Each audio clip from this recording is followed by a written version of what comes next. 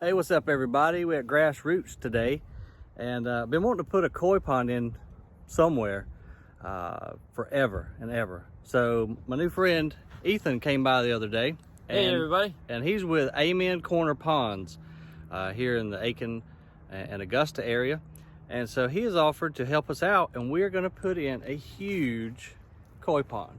So this will be my first time. Ethan's put in a bunch of them. He's shown me some pictures and they look amazing. So I'm super excited to finally be able to build one of these, and this one's gonna be a showstopper. So follow along with us. This is day one, and this will probably be a couple-day project, I'm sure. So stay tuned, and we'll keep you posted on our progress. Let's go. All right, you're live now. Go ahead. All right, so what we're doing right now is we're hooking up the bulkheads inside of this biofall. So it's a self-sealing bulkhead. We have a rubber gasket on the inside. So this is where the water is going to be. On the back side, you just have a regular plastic gasket just to hold it in place. And then our plumbing is going to be hooked right up to that. We have two different openings here to actually put two different pumps up to this, but we're already kind of maxing out the amount of filtration that this has with our single pump, so we won't need two. So we're actually going to put a cap on the second one. And so here's where we'll use actually a little silicone. We'll put a bead of silicone right on the end, and then hand tighten it to a point, and then get us a couple more turns after that. And then we'll be good to go to hook up our plumbing, level our biofalls, and start digging it out. All right, very cool. So what'll actually be inside of here, though? Is this the filter system? Yeah, so this is what is called the biological filter. There's two different filters on a pond. There's a mechanical filter, which is your skimmer, kind of like a pool. But then there's the biological filter, which is what's different. The biological filter has different layers of filter mats, and then also has what's called bio balls, or you can use lava rock. And we're basically mimicking nature in how normal water gets filtered in, like a stream.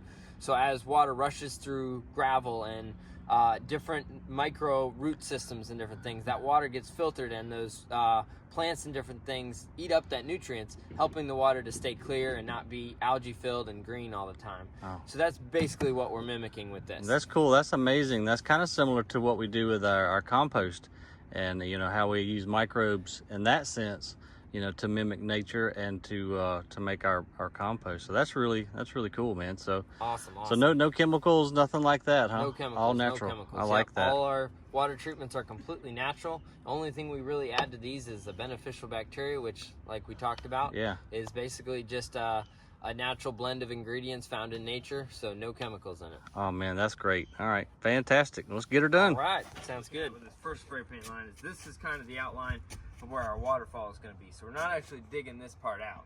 This part is actually going to be built up all around it, and then we'll shape that out. So what we're going to start doing is we're going to start by backing up just a little bit and digging into our first layer of the pond. I got you. And then setting it here, and then as we set it here, Andrew and I will go ahead and start shaping that waterfall out. Okay. So that's what we're going to go ahead and do. The plumbing is already connected to the biofall, so we can start building our berm on the back and around it, and everything is leveled, and we're good to go. How deep do I need to dig that? This one here is going to go 20 inches. 20 inches? Yep. All right, I'm going to get to digging. All right, let's go.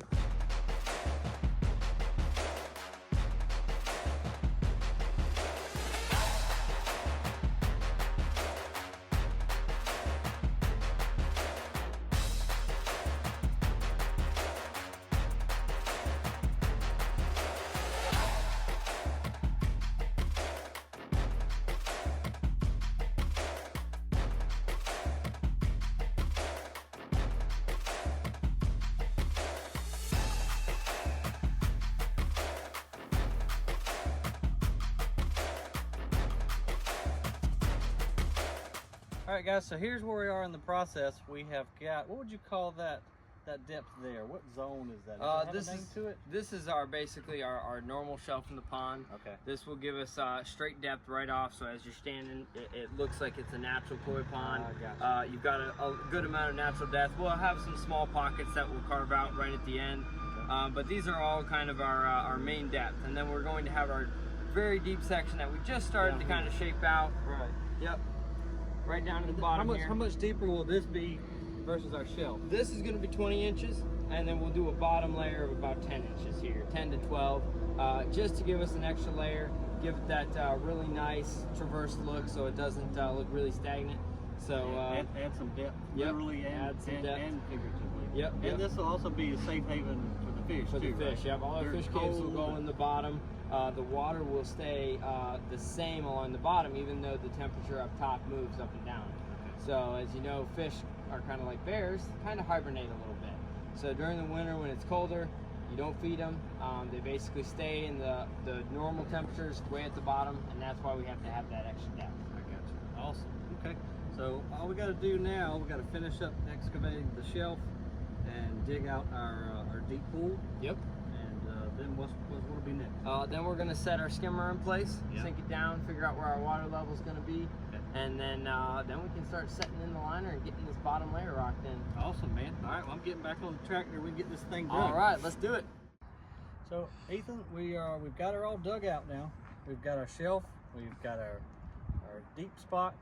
And now, what do you got here? What have you put? So this is the skimmer. This is just kind of like works same as the pool skimmer. Okay. This will have a basket in here. This is what we will attach our liner to. So we will seam our liner to the opening, and then this will remove all the debris on top. So it'll help pull any leaves, sticks, debris that would eventually build up on the bottom and cause excess nutrients as they decay. So Okay. that'll pull off the top, also keeping the top nice and clear. You can see your fish, everything like that. Awesome. So right here is where we kind of want to keep our water level. If you look inside here, our overflow, which is this one here, is actually set at the same as that screw. So we can actually adjust this a little bit by tipping the overflow one way or the other to allow our water level to be higher or lower. But right now, since we're building a pond and we did it, we're gonna put it at the max level because that's the way we build all our ponds. So what's next is, since we got it all dug out, we're gonna bring in our underlayment and lay that down. That's a protection against the roots. As you can see, lots of little roots sticking up. That'll protect our liner, and then it'll also protect, once we set stones on it, on the liner, that it won't compress down and hit anything hard. Okay, so you got to go underlayment And then liner. Yep. Okay, I thought there was just one liner. Nope, Okay. underlayment and then liner, All right. and that is a protection underneath it. Also, roots tend to regrow and start shooting Sure. back through, Yep. and this is a root deterrent, so it won't allow that to grow back through our liner. Okay, I got you. And so the line that it looks like you attached a line from your overflow. Yep, Hold so on. we have our overflow, and then the other one Yep. is where our pump is going to hook up to. Okay. So that other one in here flows, and that's the pipe that we hooked up That's your recirculating pump. at the very top. That will Goes pump back our there. waterfall up there to the top, and then it'll flow back into the koi pond. I gotcha. So completely recirculating. All right, fantastic. Well, I guess we now we're just going to do underlayment. We'll do underlayment, and we'll be good to go. All right, I like it. All right. All right, so Ethan, this is our underlayment. Underlayment. Yep. That's what you called it. Yep. And so this stuff is tough. I thought putting some ground staples around it would be a good idea, but we can't even puncture it. Can't even puncture this stuff. That's why it does such a good job protecting the liner, keeping the liner safe from roots and stuff. You can't puncture through this stuff hardly. It's hard to cut it with a razor blade. Wow, that's what you need, because you don't want those roots Yep. punching through and puncturing your liner. So Yeah. that is some tough stuff. Yep. It's a microwoven felt, and so basically there ain't much getting through that. It has to be an actual blade that's going to cut that stuff. I gotcha.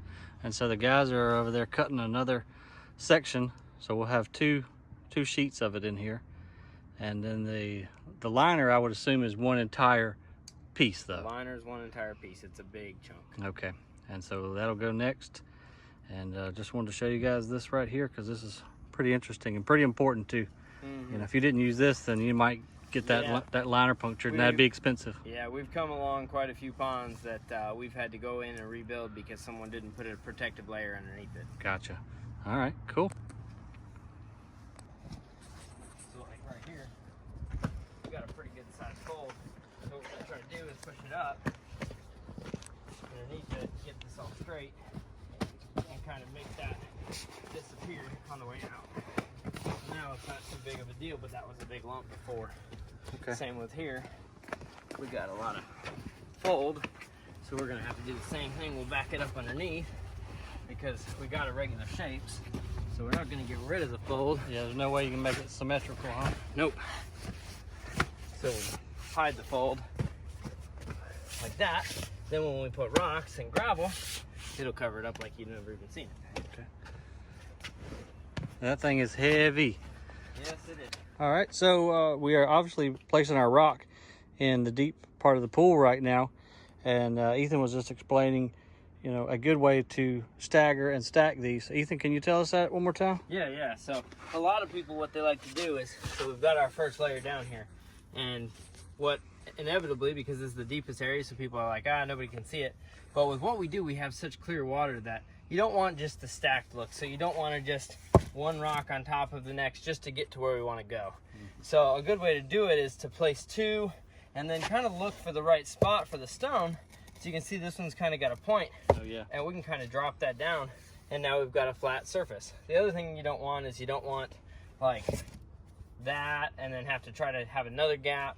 So as long as we can get these flat surfaces, as you can see, this whole side is basically these flat surfaces. Oh yeah. Now we get this natural look and it looks like it's now set over time. Plus we have a sturdy wall. And it'll be easier to stack the big ones, I'm assuming. Yeah, you don't well, have all these corners and jagged edges. Yep, so the big ones sit back. Okay. So they don't sit on top of that. So we'll have a little bit of space between the back of this and the edge, where this will be all gravelled. Okay. So it'll be stair-stepped up, and then the bottom will all be gravelled. Okay. So we'll get the gravel in at the bottom of this as soon as we rock in the bottom here. All right. And then we'll go. Sweet. Right. So something I wanted to touch on a little bit is what we did is what we want this to be a slight pooling area, and then we want it to spill over here. But what a lot of people will do is just stack a bunch of little stones here and then try to redirect the water. What we don't want to do is we don't want to do that, because in nature, if it was a real waterfall, it would push those small rocks right off. So what we're going to do is we carved out this section in front of that little pool. We're going to set a beast right here. First of all, it'll give it the illusion that now you can't just directly see the biofalls, which is just our filter, so we don't really need to see that. And we will kind of hide the source of the water. Second of all, what it'll look like if we set it in here right is it'll look like the water has come up and it has pushed up against this large boulder and kind of rushes up against this and then goes back this way. And that shows it that we've uncovered a boulder and we're forcing it a different way. So not using anything small that in nature would be pushed around, but use something that's has some real size to it. Yeah, I know exactly what you're talking about. You know, driving through like the mountains, Tennessee, North Carolina. Yep. You'll see those big ones, you know, pushed in, and the those water big goes ones, right around it. Yeah, and those big ones are what creates all the little water and white water. Okay. So that's what we're trying to recreate with this. Okay, awesome. I like it.